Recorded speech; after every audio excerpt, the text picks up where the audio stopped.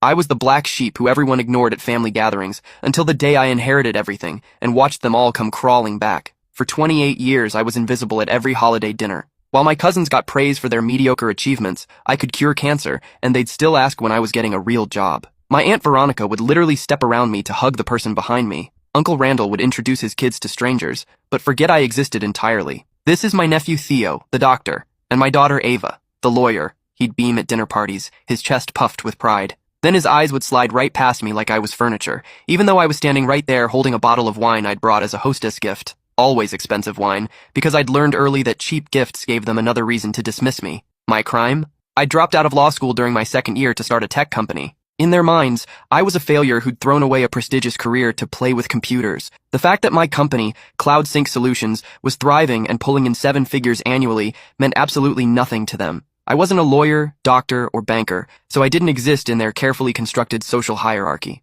Quinn's going through a phase, my mother would explain to relatives who asked about my absence from family functions. He'll come to his senses eventually and finish law school. This was 7 years after I'd built my first $1 million client contract. I stopped trying after my college graduation ceremony. I'd earned my master's in computer science while working full-time, maintaining a 4.0 GPA despite pulling 60-hour weeks between my startup and coursework. When I shared the news in the family group chat, accompanied by a photo of me in my cap and gown, it went completely silent. Radio silence for 3 days. Meanwhile, when my cousin Finn got promoted to assistant manager at a coffee shop, a job that paid $12 an hour, it generated 47 congratulations, 3 separate celebration dinner invitations, and a group gift of a gold watch for the successful businessman in the family. The irony wasn't lost on me. I was employing 15 people at that point. At Christmas dinners, I'd sit at the kids' table despite being 28 years old and older than half the adults present. My spot was permanently between my 7-year-old second cousin and the high chair. At weddings, I wasn't included in family photos. They'd literally ask me to step aside so they could get just the family shots,